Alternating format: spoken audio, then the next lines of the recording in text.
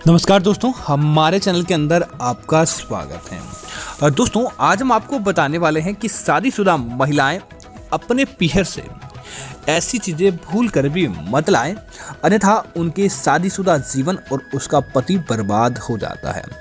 दोस्तों, वैसे तो हर महिला का सपना होता है कि उसका पति हमेशा माला माल रहे, उनके जीवन के अंदर किसी प्रकार की कोई दुविधा नहीं रहे, लेकिन उसके बाद भी यह महिलाओं की तमन्ना भी रहती है कि मायके से उन्हें बहुत सारे गिफ्ट आदि मिलते हैं, बहुत सारी चीज़ें मिलती है और महिलाएं उससे गिफ्ट और माता पिता का आशीर्वाद मानकर अपने साथ अपने ससुराल लेकर आती है। लेकिन दोस्तों, कुछ चीज़ें ऐसी होती है जो मायके से आपको भूल कर भी नहीं लानी चाहिए। दोस्तों, माता पिता का कर्ज कोई नहीं चुका सकता। माता पिता अपने बेटी को विवाह के समय और अन्य दिनों के दौरान भी बहुत सारे गिफ्ट और बहुत सारे तोहफे देते हैं ताकि उसकी बिटिया रानी के जीवन में काम आए, और जितना ज़्यादा माता पिता से हो सके उससे भी कहीं गुना माता पिता बिटिया रानी को कुछ चीज़ें देते हैं। लेकिन दोस्तों, उसके बाद भी ऐसी कुछ चीजें होती है जो आपको भूल कर भी अपने ससुराल पीहर से नहीं लानी चाहिए।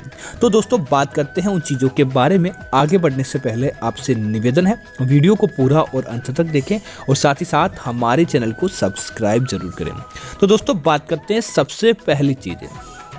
दोस्तों, पहले ये कभी चलन नहीं था, लेकिन आज के समय ये चलन पड़ा है कि महिलाएं जब भी शादी होती है तब अपने पीहर से माता लक्ष्मी या भगवान श्री गणेश जी की तस्वीर अपने घर में लेकर आती है। दोस्तों, देखा जाए तो इसे अच्छा माना जाता है कि महिला अपने घर के अंदर वह मांगलिक प्रवेश करती है। लेकिन दोस्तों, दूसरा यह होता है कि वह अपने पीहर से अगर श्री गणेश और लक्ष्मी जी की मूर्ति अपने घर लेकर आती है तो अपने ससुराल को तो माला माल कर देती है, लेकिन उनके पीहर से उसके देवी देवता घर से बाहर चले जाते हैं। उसके पीहर से लक्ष्मी दूसरे घर चली जाती है।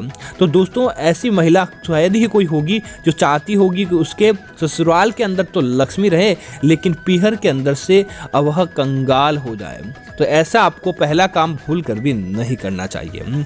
दोस्तों, दूसरी चीज की बात करें तो महिलाओं को हमेशा अपने पीहर से ऐसे गिफ्ट लाने चाहिए जो सकारात्मक हो।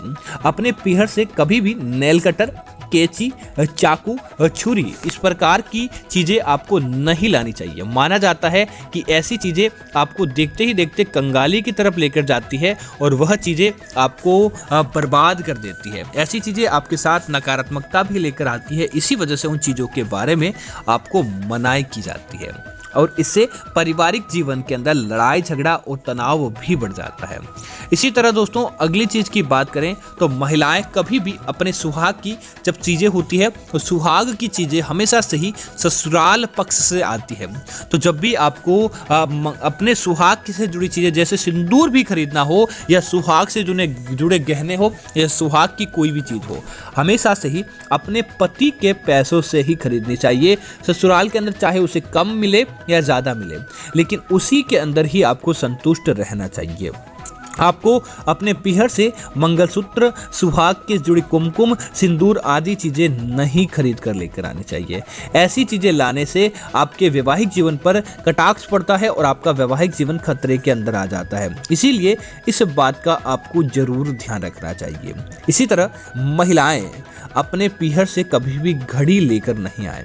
माना जाता है कि जो महिलाएं अपने पीहर से घड़ी लेकर आती है उनका समय क्या दोस्तों, क्या पता किस समय किनका समय अच्छा नहीं चले। या तो पीहर के अंदर समय खराब हो जाता है या फिर ससुराल पक्ष के अंदर अच्छा समय खराब हो जाता है।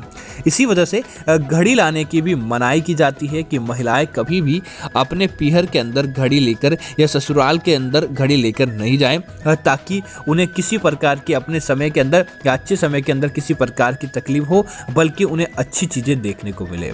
इसी तरह दोस्तों, अगली चीज़ की बात करें तो जो भी महिला पीहर से आती है अपने और अपने बच्चों के लिए कपड़े जरूर लेकर आती है और प्रत्येक माता पिता ज़्यादा से ज़्यादा अपनी बेटी को कपड़े आदि देते हैं।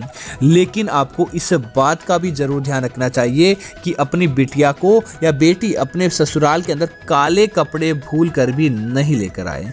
दोस्तों इसे नकारात्मकता का प्रतीक माना जाता है और दोस्तों काले कपड़े या काली चीज़ें अपने पीहर से लेकर आती है तो दोस्तों वह तो अनजाने में लेकर आती है, लेकिन उसके वैवाहिक जीवन पर इसका दुगना गलत प्रभाव पड़ता है और देखते ही देखते उसके वैवाहिक जीवन के अंदर सकारात्मकता की बजाय नकारात्मकता आने लगती है। तो दोस्तों इस प्रकार की गलती नहीं करें ताकि आपका वैवाहिक जीवन मंगलमय हो और आपको आपके वैवाहिक जीवन में किसी प्रकार की समस्याएं नहीं आए। धन्यवाद मित्रों। जय श्री राम मित्रों।